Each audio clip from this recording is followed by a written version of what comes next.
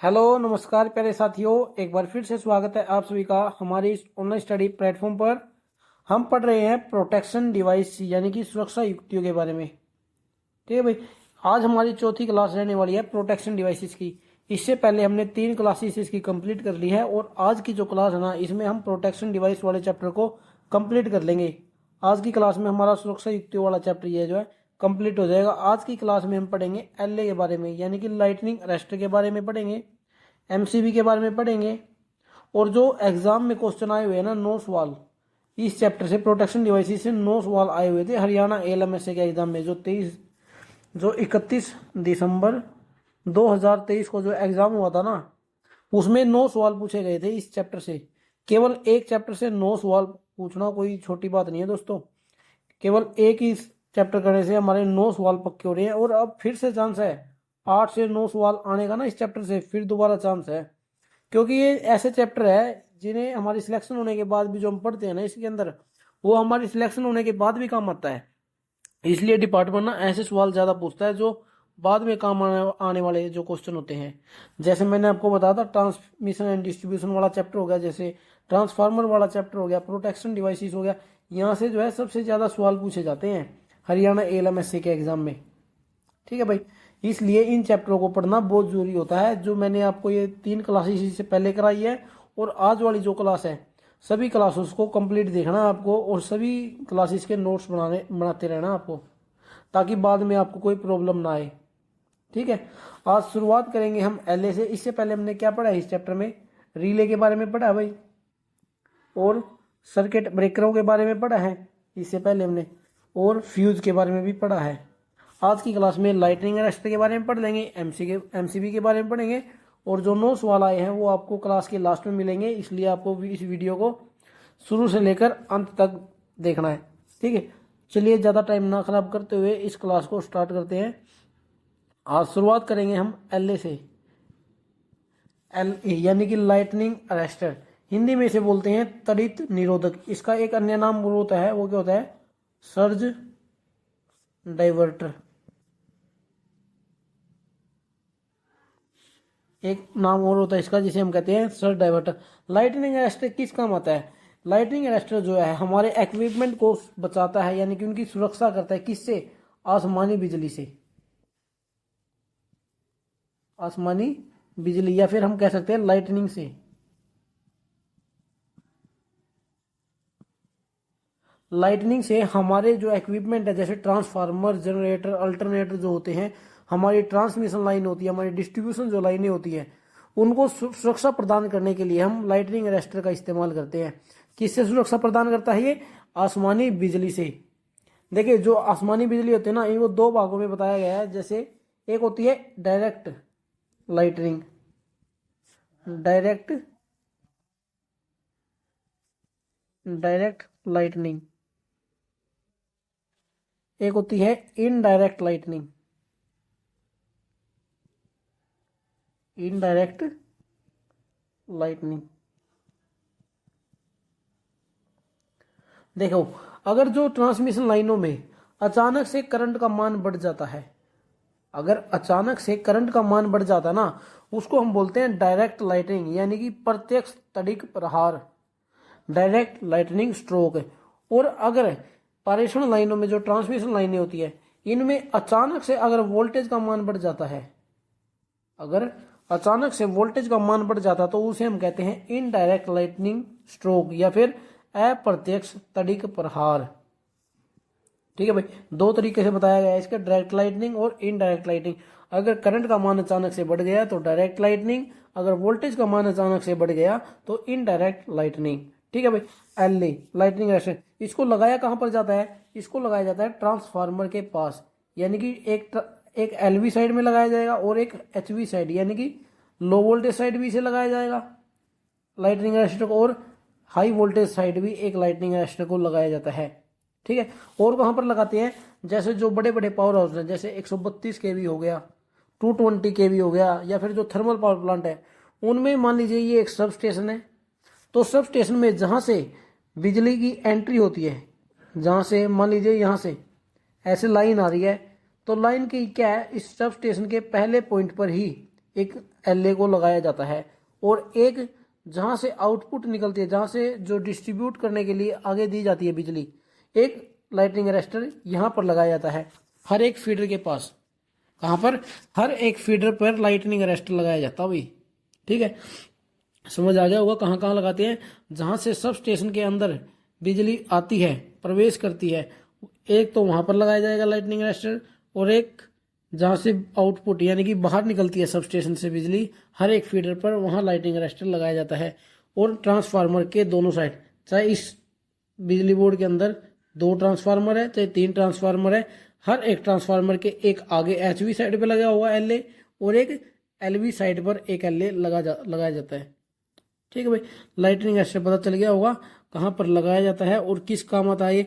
और जो बड़ी बड़ी बिल्डिंग है ना, जो बड़ी बड़ी बिल्डिंगें होती है, उनके ऊपर भी इसका इस्तेमाल किया जाता है, उनके ऊपर भी जो है लाइटनिंग अरेस्टर लगाया जाता है। जरूरी नहीं है इसको केवल सब स्टेशन के अंदर ही लगाया जाता है, इसे बड़ी बड़ी बिल्डिंगों के अंदर भी लगाया जाता है भाई।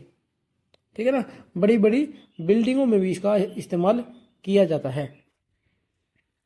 आगे समझते हैं। अब देखिए, जो सर्ज इम्पीडेंस है ना, उसका मान एक बार एग्जाम में सवाल पूछ लिया था कि जो सर्ज इम्पीडेंस है, सर्ज इम्पीडेंस ओवर हेड लाइनों के लिए, किसके लिए? ओवर हेड लाइनों के लिए कितना होता है? 100 से 200 ओम के बीच होता है, 100 से 200 ओम के बीच में। और जो अंडरग्राउंड केबलों की बात करें, अंडरग्राउंड केबलों के उसमें होता है 40 से 60 ओम। किसकी बात हो रही है यहाँ पर? सर्ज इंपीडेंस की बात हो रही है। सर्ज इंपीडेंस जो ओवरहेड लाइनें होती है ना, ओवरहेड लाइनों में होता है 100 से 200 ओम। और ये एग्जाम में पूछा गया सवाल है कि ओवरहेड लाइनों के लिए सर्ज इंपीडेंस का मान कितना होता है? 100 से 200 ओम होता है। और अंडरग्राउंड जो केबलें होती है उनके अंदर 40 से 60 ओम होता है। ठीक है भाई, इस बात का आपको ध्यान रखना है। और जो सर्ज वोल्टेज होती है ना, सर्ज वोल्टेज, उसको मापने के लिए किसका इस्तेमाल किया जाता है? सर्ज वोल्टेज को मापने के लिए क्लाइडोनोग्राफ का इस्तेमाल किया जाता है। सर्ज वोल्टेज को मापने के लिए क्लाइडोनोग्राफ एक मीटर होता है, इसका इस्तेमाल किया जाता है सर्ज वोल्टेज को मापने के लिए। और ये भी एग्जाम में आया हुआ सवाल है, 2 बार एग्जाम में पूछा गया सवाल है ये सेंटर के एग्जाम में, कि जो सर्ज वोल्टेज है उसको मापने के लिए किसका इस्तेमाल करते हैं? क्लाइडोनोग्राफ का इस्तेमाल किया जाता है। ठीक है भाई, जो भी है मैं आपको बातें बता रहा हूँ, इन सभी को आपको अपनी कॉपी में या फिर अपने जो आप नोट्स बना रहे हो उनमें लिखते रहना है, क्योंकि इंपॉर्टेंट पॉइंट है जो मैं आपको बता रहा हूँ। ठीक है, अब जो ये एलए होते हैं ना, लाइटनिंग अरेस्टर होते हैं, ये कई प्रकार के होते हैं, जैसे छड़ अंतराल तड़ित निरोधक, ऑक्साइड फिल्म तड़ित निरोधक, या फिर पैलेट तड़ित निरोधक, श्रिंग तड़ित निरोधक, और थायराइड तड़ित निरोधक।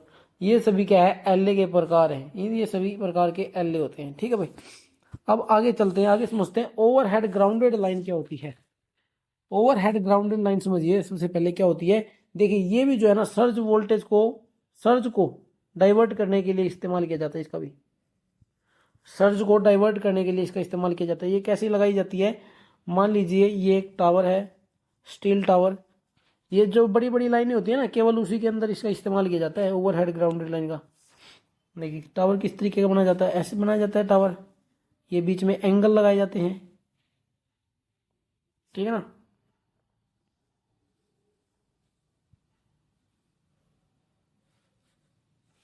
इस तरीके से जो है टावर बनाए जाते हैं। इसमें क्या है? आर वाई बी 3 कंडक्टर लगाए जाते हैं, आर वाई और बी 3 कंडक्टर होते हैं आर वाई बी के। अब इसके ऊपर ना, इसके ऊपर एक कंडक्टर लगा दिया जाता है जिसे हम कहते हैं ओवरहेड ग्राउंडेड लाइन। और ये जो कंडक्टर होता है ना, ये नीचे ग्राउंडेड रहता है। क्या रहता है? नीचे ग्राउंड, यानी कि अर्थिंग किया जाता है। ये ऊपर वाला जो कंडक्टर होता है इसको बोला जाता है ओवरहेड ग्राउंडेड लाइन। और इसका इस्तेमाल भी है ना तड़ित निरोधक के रूप में किया जाता है। यानी कि जो आसमानी बिजली पड़ती है ना, मान लीजिए यहाँ पर आसमानी बिजली पड़ गई है, तो क्या है, ये लो रेजिस्टेंस पाथ के द्वारा उसको ग्राउंड में भेज देता है, यानी कि ग्राउंडेड कर देता है, अर्थिंग कर देता है उस बिजली को, जिसके कारण ये हमारी इन RYB 3 कंडक्टरों की सुरक्षा करता है। इन पर बिजली गिरने से पहले ना ये अपने इसके ऊपर बिजली गिर जाती है, क्योंकि ये उन तीनों कंडक्टरों से ऊपर रहता है, तो इसके ऊपर क्या है, बिजली गिर जाती है और वो ग्राउंडेड हो जाती है। इस तरीके से ये जो है हमारी ट्रांसमिशन लाइनों की सुरक्षा करता है, ओवरहेड ग्राउंडेड लाइन। ठीक है भाई, इतना आपको समझ आ गया होगा। अब जो ग्राउंड इसके ना 2 लॉसेस भी हैं, ये जो ग्राउंड है, एक तो सबसे पहले इसकी ना इंस्टॉल्ड कॉस्ट बढ़ जाती है ट्रांसमिशन लाइनों की, इसकी वजह से क्या बढ़ जाती है, इंस्टॉल्ड कॉस्ट बढ़ जाती है। क्यों? क्योंकि पहले तो हमने 3 कंडक्टरों को खींचना था, अब हमें सर्ज की वजह से, इस तड़ित की वजह से एक अलग से कंडक्टर और खींचना पड़ गया। ठीक है, जिसकी वजह से इसका खर्चा बढ़ जाता है। और ये जो तार होती है ना, इसका रेजिस्टेंस बहुत कम रखा जाता है, ताकि जो बिजली आए आसमानी वो सीधा कम रेजिस्टेंस पास से धरती में चली जाए। ठीक है, और ये प्रत्यक्ष और अप्रत्यक्ष दोनों प्रकार के तड़ित स्ट्रोक से हमें बचाती है, हमारी इस लाइनों को बचाती है। जो मैंने आपको यहाँ पर बताया ना, डायरेक्ट और इनडायरेक्ट, डायरेक्ट और इनडायरेक्ट, ये जो तार होती है ऊपर वाली, ये दोनों तरीकों से हमारी लाइनों को सुरक्षा प्रदान करती है। चाहे जो तरीका है, जो तड़ित होती है, चाहे वो डायरेक्ट आए चाहे वो इनडायरेक्ट आए, वो हमारी लाइन को सुरक्षा प्रदान करती है। ये अर्थ लाइन, ओवरहेड ग्राउंडेड लाइन। ठीक है, और क्या होता है, मान लीजिए अगर ये तार टूट जाए ना भाई, ये अगर तार टूट जाए, ये क्या है, इन कंडक्टरों के ऊपर पड़ सकती है, जिससे शॉर्ट सर्किट का खतरा बना रहता है।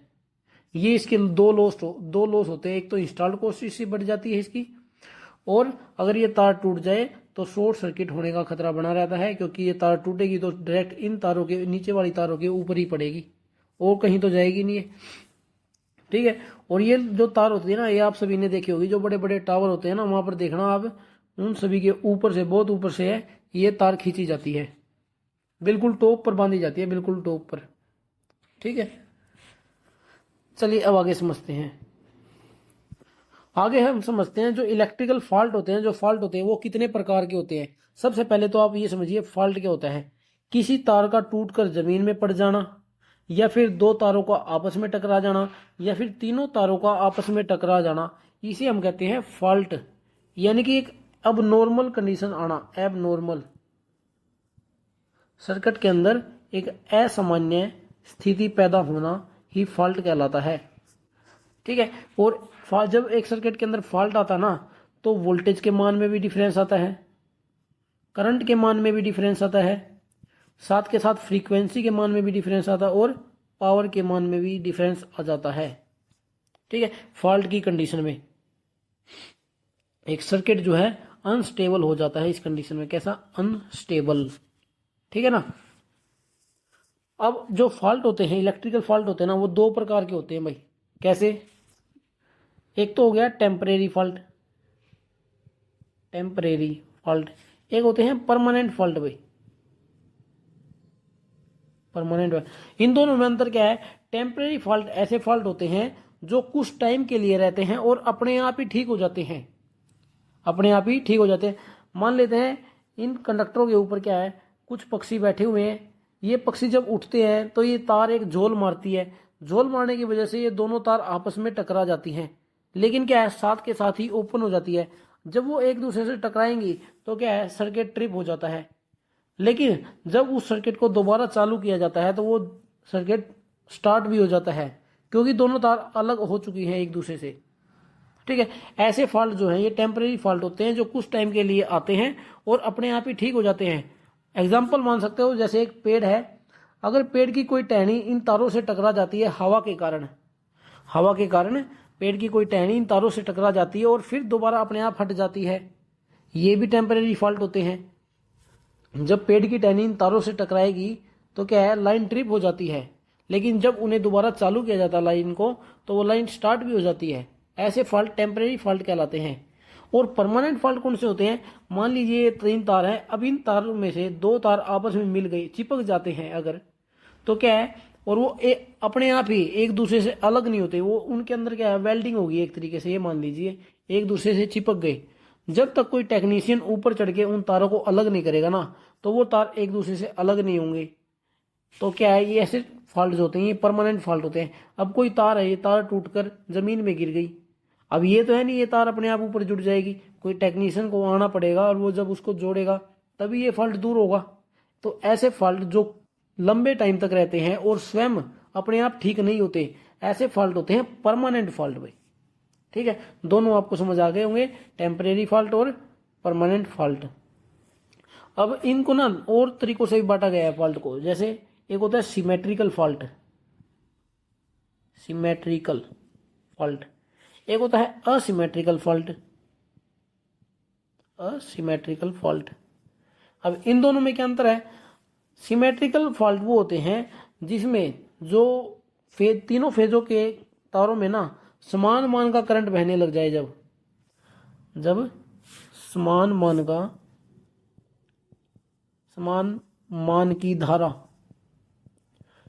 मान की धारा जब तीनों कंडक्टरों में से बहने लग जाए तो उस फॉल्ट को कहते हैं सिमेट्रिकल फॉल्ट।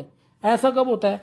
जब मान लीजिए ये तीनों तार क्या है, आपस में शॉर्ट सर्किट हो जाए, तो तीनों तारों में से क्या है, समान मान की धारा बहने लग जाती है। और कब होता है ऐसा? अब तीनों फेज क्या है, ओपन सर्किट हो जाए, तब तो कोई करंट ही नहीं बहेगा अगर ओपन सर्किट हो गया। लेकिन जहां तक सर्किट बना हुआ है वहां तक क्या है, तीनों तारों में समान मान की धारा बहेगी। और यदि तीनों तार टूट कर जमीन में पड़ जाएं, फिर तो वो तो फॉल्ट हो गया, इस चीज को हम उससे कंपेयर नहीं कर सकते, सॉरी। अगर ये तीनों तार आपस में मिल जाए, ये तो शॉर्ट सर्किट की कंडीशन होगी। एक थ्री फेज ना अर्थिंग फॉल्ट भी होता है। क्या होता है? एक थ्री फेज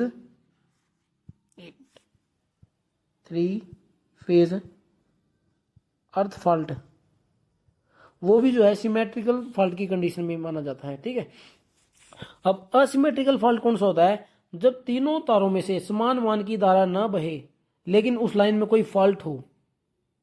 क्या, दोबारा समझना, देखिए, जब तीनों तारों में से समान मान की धारा ना बहे लेकिन अगर उस लाइन में फॉल्ट होता है तो उन फॉल्टों को क्या कहते हैं? असिमेट्रिकल फॉल्ट होते हैं। मान लीजिए तीनों तार है, इसमें एक तार में 10 एम्पेयर का करंट बह रहा है, एक में 12 एम्पेयर का और एक में 15 एम्पेयर का, लेकिन इस लाइन में फॉल्ट है, तो उन फॉल्टों को हम कहते हैं असिमेट्रिकल फॉल्ट। ऐसा फॉल्ट कब होता है? मान लीजिए दो तार आपस में शॉर्ट सर्किट हो गई हो, ठीक है, डबल फेज शॉर्ट सर्किट दोष हो गया हो, या फिर सिंगल फेज का फॉल्ट हो गया हो, ठीक है, double face open circuit fault हो गया हो, या फिर single phase open circuit fault हो गया हो, ऐसे फॉल्टों को कहा जाता है असिमेट्रिकल फॉल्ट। ठीक है, और शॉर्ट सर्किट का तो आपको पता ही होगा, short circuit fault. Short circuit में क्या होता है? कोई दो तार आपस में टकरा जाए या फिर तीनों तार आपस में टकरा जाए, ऐसे फॉल्ट होते हैं शॉर्ट सर्किट फॉल्ट। और ऐसी कंडीशन में सर्किट में से बहुत ज्यादा करंट बहने लग जाता है। ठीक है जी, जो करंट इसके अंदर से बहता ना उसको हम कहते हैं शॉर्ट सर्किट करंट। इस कंडीशन को तो शॉर्ट सर्किट बोलेंगे, लेकिन जो इसके अंदर से करंट बहेगा ना उस करंट को कहेंगे शॉर्ट सर्किट करंट। और ऐसे फॉल्ट को शॉर्ट सर्किट फॉल्ट बोला जाता है। ठीक है भाई, अब जो इसके अंदर फॉल्ट होते हैं ना भाई, उनको ना चार कैटेगरियों में बांटा गया। जो लाइनों में फॉल्ट होते हैं ना उन्हें चार कैटेगरियों में बांटा गया, जैसे परसेंटेज के हिसाब से। अगर कोई तीन तारे हैं, इन तीन तारों में से कोई एक तार टूटकर जमीन में गिर जाए यानी कि ग्राउंडेड हो जाए, उसको बोला जाता है SLG, यानी कि सिंगल लाइन ग्राउंडेड हो गई है। तो ऐसे फॉल्ट होने के 85% चांस होते हैं।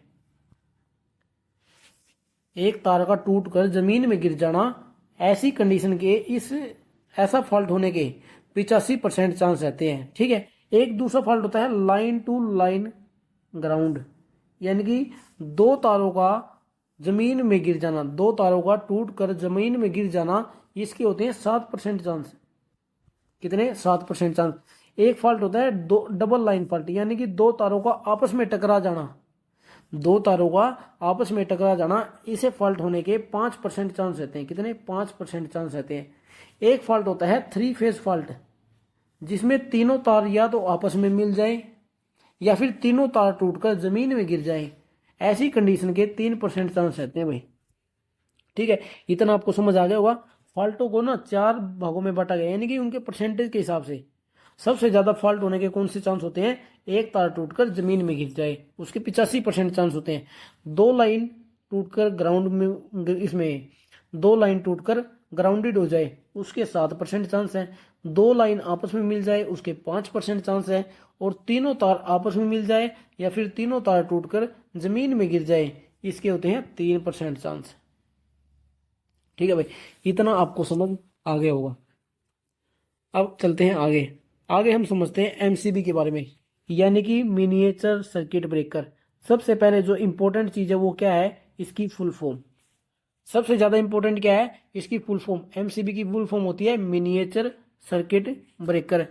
सभी के घर में ये लगाई जाती है। इन्होंने किसका बदला हुआ रूप लिया है, फ्यूज का। फ्यूज की जगह किसका इस्तेमाल होने लगा अब, पहले होते थे किटकैट फ्यूजों का इस्तेमाल होता था घरों में, लेकिन अब किसका इस्तेमाल होता है, अब होता है मिनिएचर सर्किट ब्रेकर यानी कि एमसीबी का इस्तेमाल होता है, क्योंकि इनको इंस्टॉल करना आसान रहता है। ठीक है, फ्यूज क्या है, बार बार टूट जाता है तो उसको दोबारा लगाना पड़ता है, लेकिन एमसीबी में क्या है, एमसीबी में जो नोब होती है ना, वो नोब नीचे गिर जाती है जिसके कारण सर्किट टूट जाता है। अब जब हम उस नोब को ऊपर की ओर उठाएंगे तो क्या सर्किट फिर से बन जाता है। इसलिए इसको चलाना और इसको इंस्टॉल करना दोनों आसान है, लेकिन फ्यूज में क्या है, फ्यूज में बार बार क्या है, अगर फ्यूज टूट जाता है तो बार बार फ्यूज लगाने की आवश्यकता पड़ेगी, लेकिन एमसीबी में ऐसा नहीं होता है। जब वो खराब होती है जब उसको चेंज करना पड़ता है। और एक और इम्पोर्टेंट चीज, जो एमसीबी होती है ना, इसको रिपेयर नहीं किया जा सकता। एमसीबी को रिपेयर नहीं किया जा सकता, इसको एमसीबी को बदलना ही पड़ता है। ठीक है ना, ठीक है, इसको बदलना ही पड़ता है अगर कोई फॉल्ट हो गया इसके अंदर। और ये ना फ्यूज से ज्यादा भी सुरक्षा प्रदान करता है। फ्यूज से ज्यादा, अगर एमसीबी 10 एम्पेयर की रेटेड की है ना, तो जैसे ही उसके अंदर 10 एम्पेयर से ज्यादा करंट बहेगा तो ऑटो ट्रिप कर देता है वो सर्किट को। और फ्यूज क्या है, मान लीजिए 10 एम्पेयर का इसके अंदर रेटेड करंट है, अगर काफी बार ऐसा होता है कि 11 एम्पेयर करंट चला जाए फिर भी ये टूटता नहीं है। ठीक है, कोई चांस होते हैं ऐसा ना हो, लेकिन क्या है, एमसीबी क्या है, ज्यादा सही रहती है। वो जैसे ही उसके अंदर फॉल्ट करंट जाता है वो उस सर्किट को ऑटो ट्रिप कर देती है, और जैसे ही फॉल्ट ठीक होता है हम उसको मैनुअली ऊपर भी उठा सकते हैं जिससे वो सर्किट को दोबारा बना देती है।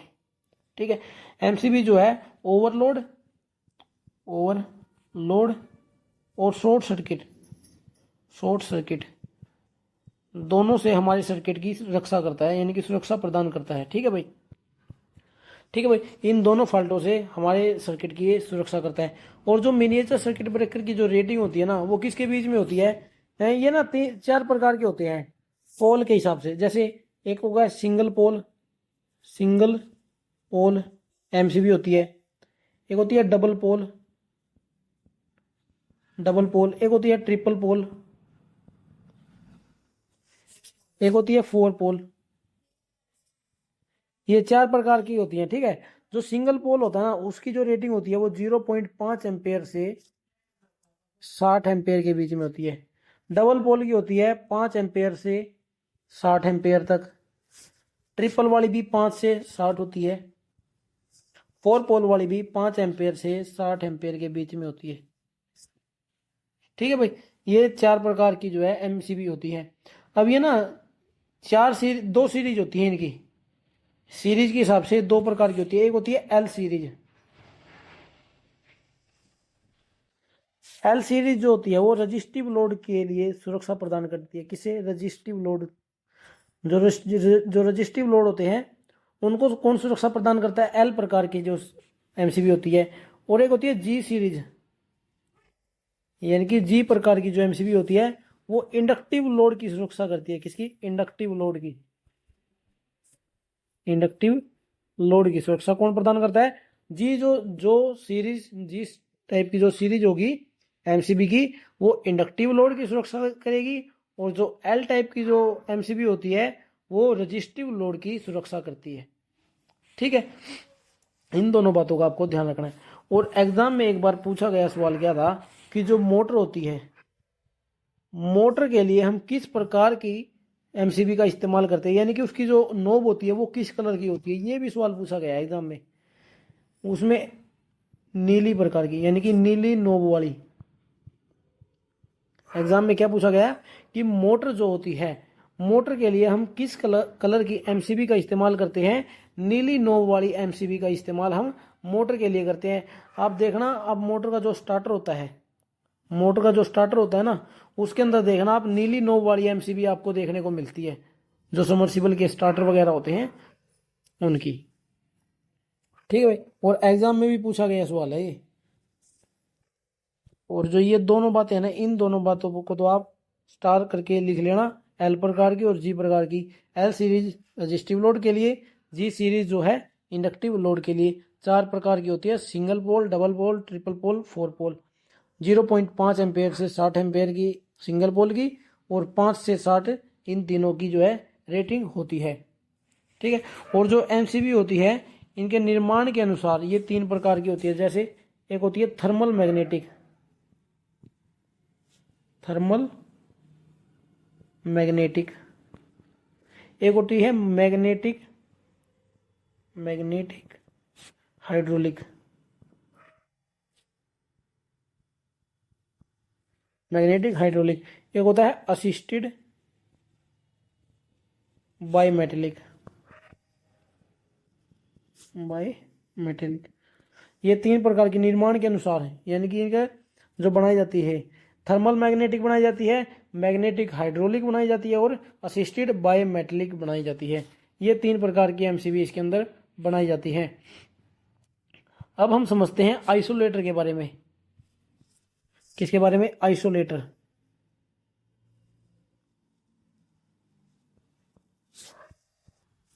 आइसोलेटर का प्रयोग ना भाई किसी सुरक्षा के लिए नहीं किया जाता।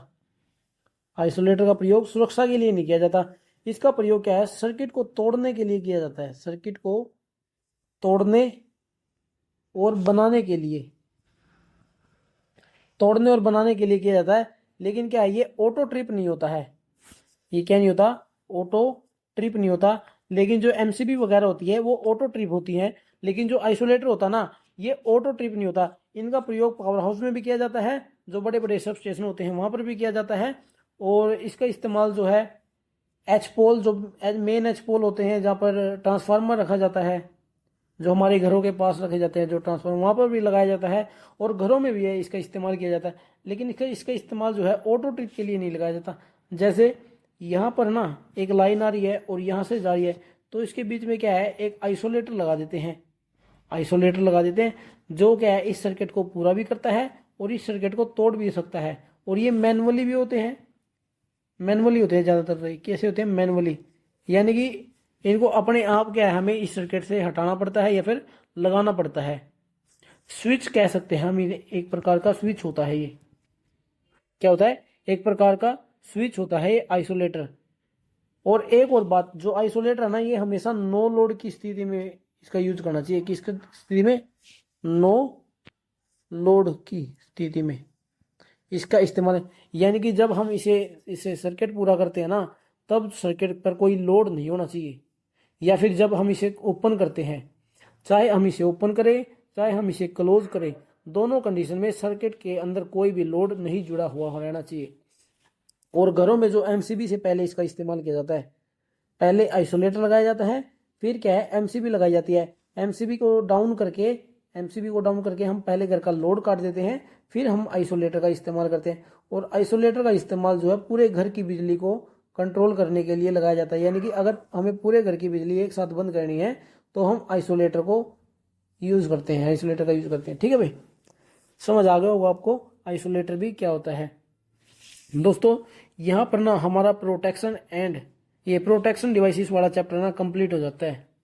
ठीक है, अब ना हम वो 9 सवाल समझते हैं जो हरियाणा एलएमएसए के एग्जाम में आए हुए थे। ठीक है, सबसे पहला सवाल क्या पूछा गया है कि अत्यधिक वोल्टेज को पृथ्वी पर डिस्चार्ज करने के लिए कंडक्टर और जमीन के बीच क्या जुड़ा होता है। इस सवाल के तो हम आज ही पढ़कर आए हैं कि जो अत्यधिक वोल्टेज है, उस अत्यधिक वोल्टेज का मतलब है यहाँ पर सर्ज वोल्टेज। यहाँ पर अत्यधिक वोल्टेज का मतलब है सर्ज वोल्टेज, यानी कि आसमानी बिजली को पृथ्वी पर डिस्चार्ज करने के लिए कंडक्टर और जमीन के बीच में क्या जुड़ा रहता है। क्या वो करंट ट्रांसफार्मर है? सीटी? नहीं, सीटी तो है करंट को मापने के लिए इस्तेमाल किया जाता है। वोल्टेज ट्रांसफार्मर यानी कि पीटी? नहीं, पीटी का इस्तेमाल जो है हम वोल्टेज को मापने के लिए करते हैं। रिले? रिले होता है एक सेंसिंग उपकरण। रिले क्या होता है? एक सेंसिंग उपकरण होता है जो कि सर्किट के अंदर फॉल्ट को सेंस करता है और सर्किट ब्रेकर को सिग्नल देता है सर्किट को तोड़ने के लिए। तो ये 3 ऑप्शन तो अपने आप ही गलत हो गए। बचा क्या? Lightning arrester. लाइटनिंग अरेस्टर होता है जो सर्ज वोल्टेज को जमीन में पहुंचाता है और ये कंडक्टर और जमीन के बीच में जुड़ा रहता है। इन सभी के बारे में मैंने आज की क्लास में आपको बताया। अब चलते हैं नेक्स्ट सवाल पर। नेक्स्ट सवाल क्या पूछा गया है, dash is a switching device capable of making, carrying and breaking electric current under normal and overload condition. यानी कि वो कौन सा डिवाइस है, स्विचिंग डिवाइस है, जो सर्किट को बनाता है उसमें और बनाए रखता है और तोड़ देता है। कौन सी कंडीशन में, नॉर्मल कंडीशन में और ओवरलोड की कंडीशन में, दोनों कंडीशनों में। देखो भाई, फ्यूज जो है सर्किट को बनाता भी है और तोड़ता भी है, लेकिन कब, जब नॉर्मल कंडीशन होती है तब क्या है, ये सर्किट को बनाए रखता है, और जब ओवरलोड कंडीशन होती है ये सर्किट को तोड़ देता है। लेकिन क्या सवाल में ऐसा पूछा गया है, एक बार फिर से देखते हैं, under normal and overload condition, यानी कि दोनों ही कंडीशनों के अंदर क्या वो सर्किट को बनाए रखता है? नहीं भाई, अगर ओवरलोड हो गया तो ये फ्यूज क्या है, टूट जाता है और सर्किट को तोड़ देता है। HRC फ्यूज ही हो गया तो क्या है, ये भी जो है ओवरलोड की कंडीशन में कार्य नहीं करता है, ओवरलोड की कंडीशन में ये टूट जाता है, सर्किट को बनाए नहीं रख पाता है। लाइटनिंग अरेस्टर तो भाई सर्ज वोल्टेज को जमीन में पहुंचाने के लिए इस्तेमाल किया जाता है। ऑप्शन नंबर डी बचता है कॉन्टेक्टर। कॉन्टेक्टर को ना एक तरीके से हम ना, जो मैंने आपको आइसोलेटर बताया ना, ये आप समझ सकते हो कॉन्टेक्टर को। वैसे कॉन्टेक्टर अलग होता है, जैसे यहाँ से घरों में बिजली आती है तो सबसे पहले क्या है, कॉन्टेक्टर लगाया जाता है न्यूट्रल और फेस में। अब ये ना, चाहे अंदर फॉल्ट हो रहा है चाहे फॉल्ट नहीं हो रहा है, ये सर्किट को बनाए रखता है। तो यही सवाल में उसने पूछा है कि वो स्विचिंग डिवाइस कौन सा है जो सर्किट को बनाए भी रखता है, चाहे वो नॉर्मल कंडीशन हो चाहे वो फॉल्ट की कंडीशन हो। ठीक है भाई, तो इसको ऑप्शन नंबर डी करेक्ट है।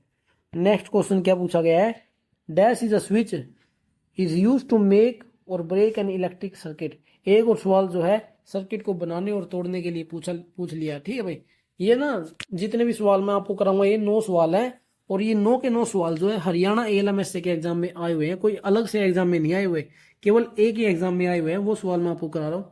इस सवाल में क्या पूछा है कि वो कौन सा डिवाइस है जो सर्किट को बनाता है और तोड़ता है। क्या वो स्विच है, क्या वो फ्यूज है, क्या वो वाट मीटर या फिर पोटेंशियोमीटर। वाट मीटर और पोटेंशियोमीटर तो है ही नहीं, ये तो मीटर होते हैं, विद्युत मापक यंत्र है तो।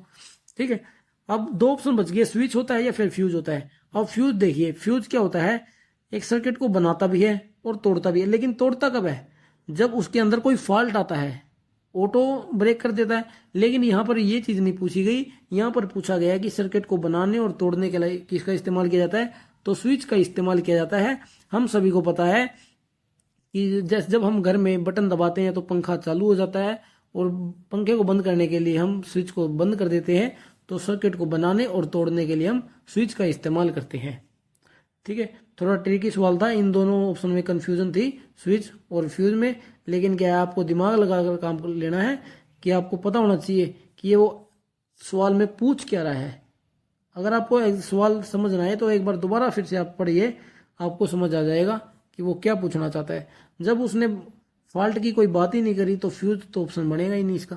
ठीक है भाई, नेक्स्ट सवाल क्या पूछा गया है, एक प्रकार की सुरक्षा जो इसके चरण कोण का संज्ञान लिए बिना, चरण कोण का मतलब है यानी कि उसके दिशा है, डायरेक्शन का संज्ञान में लिए बिना, डायरेक्शन को संज्ञान में नहीं ले रहा। ठीक है, केवल धारा के परिमाण पर निर्भर करती है, वो कौन सी है। मैंने आपको बताया था जब मैं आपको रिले पढ़ा रहा था कि एक डेफिनाइट होती है, एक होती है इनडेफिनाइट, एक तो डायरेक्शनल पढ़ाया था मैंने, डायरेक्शनल डेफिनाइट, एक और समझाया था खाली डायरेक्शनल वाला। ठीक है, ये 4 प्रकार की मैंने आपको बताई थी। अगर आपको ध्यान नहीं है तो पहले वाली क्लास देख लीजिए, पहली क्लास में कराया था मैंने ये चीज। ठीक है, ऑप्शन क्या दिए इसके अंदर, अत्यधिक विद्युत धारा संरक्षण, ओवरलोड, यानी कि डीसी अत्यधिक, दिशा के तो पहले ही बात कर दी इसने कि जो इसके चरण कोण को संज्ञान लिए बिना, यानी कि दिशा का इस्तेमाल ही नहीं करता, तो ऑप्शन नंबर बी तो हो गया गलत। अदिशीय अत्यधिक विद्युत हो सकता है, डी क्या है, दिशीय न्यून विद्युत, दिशीय फिर आ गया तो इसका। अब 2 ऑप्शन कट गए, बी और डी, बचते हैं 2 ऑप्शन, ऑप्शन नंबर सी और ऑप्शन नंबर ए। इसका ऑप्शन नंबर सी करेक्ट है, जिसका भी ये एग्जाम है उसने ऑप्शन नंबर ए करेक्ट एक पर क्लिक किया हुआ है तो उसका ये सवाल गलत हो जाता है। ठीक है ना, ऑप्शन नंबर ए गलत है इसका, इसका ऑप्शन नंबर सी, क्योंकि इसमें बताया है अदिशीय अत्यधिक विद्युत धारा संरक्षण, यानी कि दिशा पर वो निर्भर नहीं करती है, ठीक है, और ओवरलोड पर यानी कि लोड या फिर हम कह सकते हैं मैग्नीट्यूड, सर्किट के मैग्नीट्यूड पर निर्भर करता है ये अदिशीय अत्यधिक विद्युत धारा संरक्षण। ठीक है भाई, ऑप्शन नंबर सी इसका करेक्ट है। अगला सवाल क्या पूछा गया है, a transmission line is said to be an ideal line if.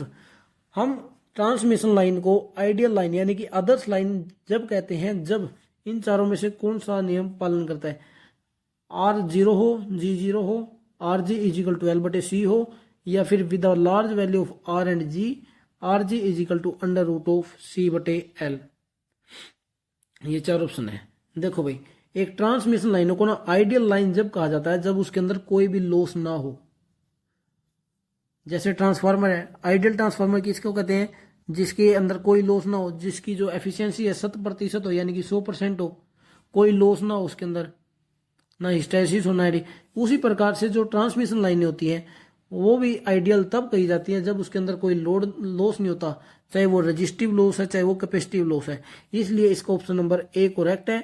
यहाँ पर आर का मतलब क्या है, रजिस्टिव लॉस से है, जी का मतलब यहाँ पर कंडक्टिव लॉस से है। बात को समझे ना आप, यहाँ पर आर का क्या मतलब है, रजिस्टिव लॉस, जी का मतलब है कैपेसिटिव लॉस, यानी कि जहां पर भी जिस लाइन में भी रजिस्टिव लॉस का मान 0 होगा या फिर कैपेसिटिव लॉस का मान 0 होगा उसी को हम आइडियल लाइन कहते हैं। बी इसका बनेगा नहीं। सी ऑप्शन में क्या कहता है, with a large value of R and G, यानी कि रजिस्टिव लॉस और कैपेसिटिव लॉस का, इसका कंडक्टिव लॉस का मान क्या ज्यादा होना चाहिए, नहीं, अगर ज्यादा हो गया तो वो कौन सी आइडियल लाइन बनेगी भाई। तो ऑप्शन नंबर डी इसका है नहीं, तो इसका ऑप्शन नंबर ए सही है, जहां पर रजिस्टिव लॉस और कंडक्टिव लॉस का मान 0 है। नेक्स्ट सवाल क्या पूछा गया है, dash is a discharge of electricity through a combination of ionised air और वेपराइज्ड कंडक्टर मटेरियल, यानी कि आयोनाइज यानी कि आयनीकृत हवा और वाष्पीकरण के माध्यम से करंट का बहना क्या कहलाता है। किसके माध्यम से जो है करंट बहता है, आयोनाइज्ड एयर में और वेपराइज्ड एयर में। देखो भाई, क्या वो फ्यूज है, फ्यूज में तो क्या होता है, एक तार होती है, तार के अंदर से करंट बहता है, उसमें कोई आयोनाइज्ड एयर नहीं होती है। पावर आर्क हमने किसके बारे में पढ़ा है, सर्किट ब्रेकर में पढ़ा है। सर्किट ब्रेकर में पावर आर्क पढ़ा है, उसमें मैंने आपको क्या बताया था कि जब दोनों टर्मिनल जो है जब एक दूसरे से अलग जाते हैं, एक दूसरे से दूर जाते हैं, तो क्या है, धारा का घनत्व बढ़ जाता है। वहां पर क्या बढ़ जाता है, धारा का घनत्व, यानी कि जो डेंसिटी है करंट की वो बढ़ जाती है, जिसके कारण इसके आसपास की जो हवा होती है ना वो आयनीकृत हो जाती है, यानी कि आयोनाइज्ड हो जाती है, जिसके कारण वो एक कंडक्टर का कार्य करना स्टार्ट कर देती है। किसका, कंडक्टर का कार्य स्टार्ट कर देती है। और जैसे ही उसके अंदर करंट बहता है तो वहां पर एक स्पार्किंग उत्पन्न होती है जिसे हम कहते हैं आर्क। स्पार्किंग उत्पन्न होती है जिसे हम कहते हैं आर्क। तो वही इसमें सवाल में पूछा है कि वो कौन सा माध्यम है जिसमें आयोनाइज्ड एयर और वेपराइज कंडक्टर मटेरियल के थ्रू बिजली बहती है उसके अंदर, तो वो होती है पावर आर्क। एमसीबी तो एक सुरक्षा उपकरण है, ठीक है भाई, नन ऑफ दिस है नहीं इसका, तो इसका क्या बनेगा, ऑप्शन नंबर बी करेक्ट बन जाएगा, यानी कि पावर आर्क के रूप में आयनीकृत हवा और वाष्पीकरण के माध्यम से करंट बहती है जो कि वहां पर एक आर्क उत्पन्न करती है। ये इस सवाल में पूछा गया।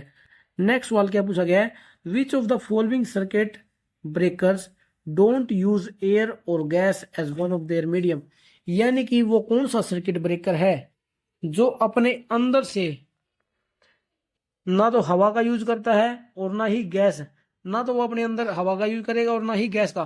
क्या वो एमसीबी है, मिनिएचर सर्किट ब्रेकर, या फिर bulk oil circuit breaker, air blast circuit breaker, SF6। देखो भाई, ऑप्शन नंबर सी काट देते हैं पहले तो, क्योंकि वो भी हवा का इस्तेमाल करते हैं। इसने यही तो पूछा है जो हवा का और गैस का इस्तेमाल नहीं करते, हवा का इस्तेमाल करते हैं air blast. Option number D भी कट हो जाता है क्योंकि SF6 जो है गैस का इस्तेमाल करता है आर्क को बुझाने के लिए। अब दो ऑप्शन बचते हैं, यहाँ पर बनती है कंफ्यूजन, ठीक है। एग्जाम में भी ज्यादातर बच्चे जो है इस सवाल में बहुत कंफ्यूज हुए थे कि क्या इसका एमसीबी बनेगा या फिर बल्क ऑयल का। इसका ऑप्शन नंबर बी करेक्ट है, क्योंकि जो बल्क ऑयल है वो ना तो हवा का इस्तेमाल करता है आग को बुझाने के लिए और ना ही गैस का इस्तेमाल करता है, वो इस्तेमाल करता है ऑयल का। एमसीबी में जो है हवा और गैस इस्तेमाल हो जाती है, क्योंकि जो मैंने आपको बताया एमसीबी जो है थर्मल प्रकार की भी होती है, मैग्नेटिक प्रकार की भी होती है, और ऑयल प्रकार की भी, उसकी गैस प्रकार की भी होती है, क्योंकि हाइड्रोलिक हो गया ना उसके अंदर, हाइड्रोलिक। और हाइड्रोलिक जो प्रेशर होता है वो एक तरीके की गैस ही होती है, ठीक है। इसलिए इसका ऑप्शन नंबर ए नहीं बनेगा, इसको ऑप्शन नंबर बी बनेगा, क्योंकि जो बल्क ऑयल सर्किट ब्रेकर होता है वो ऑयल का इस्तेमाल करता है आग को बुझाने के लिए, ना कि हवा का और गैस का। ऑप्शन नंबर 20 का करेक्ट है। ये सी और डी तो इसका पहले ही कट हो जाता है। नेक्स्ट सवाल पर चलते हैं। अगला सवाल क्या पूछा गया है, dash in an electrical breakdown of a gas that produces a prolonged electrical discharge. यानी कि गैस का इलेक्ट्रिकल जो ब्रेकडाउन है वो किस रूप में होता है, ये पूछा गया इसमें। कोई मान लेते हैं कोई गैस है और वो इंडक्टर है, क्या है, इंडक्टर, यानी इंडक्टर इंसुलेटर, इंसुलेटर। कोई गैस है और वो क्या है, इंसुलेटेड है, यानी कि उसके अंदर से करंट नहीं बह सकती। लेकिन क्या है, उस गैस का ब्रेकडाउन हो गया।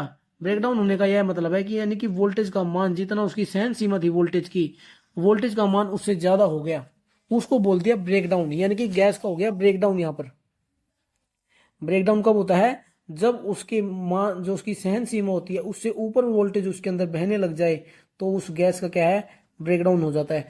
तो वो जो ब्रेकडाउन होगा वो किस रूप में होगा, इलेक्ट्रिकल डिस्चार्ज किस रूप में होगा, ये इस सवाल में पूछा गया। क्या वो स्पार्किंग के रूप में होगा, क्या वो एयर ब्लास्ट होगा, क्या एयर ब्रेक हो गया, या इलेक्ट्रिक आर्क होगा।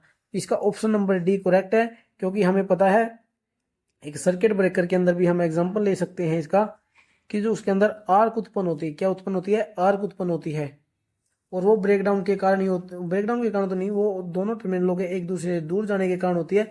लेकिन क्या है, इसके आसपास की जो हवा होती है वो आयोनाइज हो जाती है, और वहां पर भी एक आर्क उत्पन्न होती है। इसलिए जो एक गैस होती है, गैस का एक ब्रेकडाउन जो है इलेक्ट्रिकल आर्क के रूप में डिस्चार्ज होता है। ठीक है भाई, ऑप्शन नंबर डी इसका करेक्ट है। नेक्स्ट सवाल पर चलते हैं। नेक्स्ट सवाल क्या पूछा गया है, fuse is always connected in the circuit. यानी कि जो फ्यूज है वो एक सर्किट में किस प्रकार से लगाया जाता है, क्या वो पैरेलल में लगाया जाएगा। मान लेते हैं, देखो भाई, ये न्यूट्रल वायर है, ये सॉरी ये फेज वायर है, ये न्यूट्रल वायर है, यहाँ पर लगा हुआ है एक बल्ब, ठीक है, और यहाँ पर ये सर्किट कंप्लीट हो गया।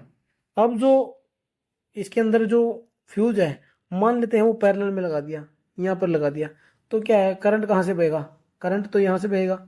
अगर ये टूट भी जाए तो क्या इससे कोई सर्किट पे असर पड़ रहा है, नहीं पड़ रहा, करंट तो इसके अंदर से फिर भी चलता रहेगा। इसलिए पैरेलल में तो हम कभी भी नहीं लगाएंगे।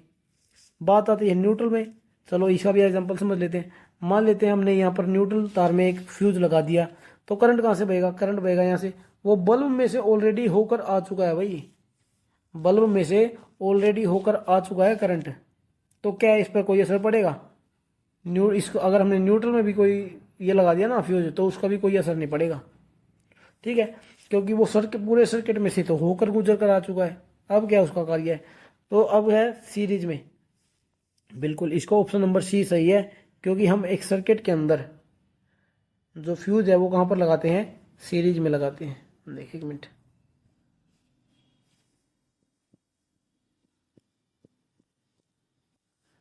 कहां पर लगाते हैं, यहाँ पर लगाते हैं बीच में एक फ्यूज। और कहाँ कैसे लगाया जाता है, सीरीज में, ताकि अगर यहाँ पर कोई फॉल्ट हो आगे की कंडीशन में, यहाँ पर कोई ये बल्ब है मान लीजिए शॉर्ट सर्किट हो गया, तो इसके अंदर से ज़्यादा करंट जाएगा, तो उस ज़्यादा करंट वो कहाँ से होकर गुजरेगा, इस तार में से, इस फ्यूज में से होकर गुजरेगा। और जैसे ही इसको पता लगेगा कि इस सर्किट के अंदर तो ज़्यादा करंट आ रहा है, तो क्या है, वो अपने आप को पिघलाकर तोड़ देता है फ्यूज। इसका आप सभी को पता है, इसको दोबारा समझाने की आपको जरूरत नहीं है, ठीक है भाई। फ्यूज हमेशा कहाँ पर लगाया जाता है, सीरीज में लगाया जाता है। बिल्कुल एक सिंपल सवाल पूछा गया है एग्जाम में, इससे जो है अच्छा और इससे जो आसान सवाल एग्जाम में नहीं पूछा गया था, सबसे आसान सवाल ये पूछा गया था, ठीक है भाई। ये 9 सवाल जो मैंने आपको कराए हैं, ये 9 सवाल जो है पूछे गए हैं हरियाणा एएलएम एसए के एग्जाम में, जो एग्जाम जो है 31 दिसंबर 2023 को हुआ था। जो एग्जाम 31 दिसंबर 2023 को था हरियाणा एएलएमएसए का, उसके अंदर ये 9 सवाल केवल एक ही चैप्टर से पूछे गए थे, केवल एक ही चैप्टर से।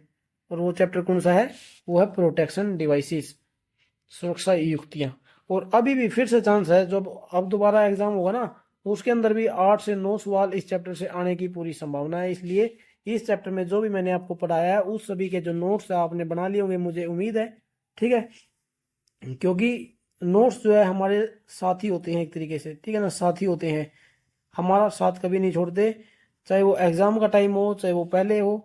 हमें क्या है, अपने नोट्स में से ही पढ़ना चाहिए, क्योंकि जो हमने खुद नोट्स बनाए हैं उन्हीं से हम सब अच्छे तरीके से समझ सकते हैं। ठीक है भाई दोस्तों, आज की क्लास में करते हैं इतना ही, मिलते हैं नेक्स्ट क्लास में। नेक्स्ट चैप्टर हम स्टार्ट करेंगे corona and skin effect. Corona and skin effect के बारे में हम जो है नेक्स्ट चैप्टर में पढ़ेंगे, साथ में फेरेंटी इफेक्ट। आज की क्लास में करते हैं इतना ही, मिलते हैं नेक्स्ट क्लास में।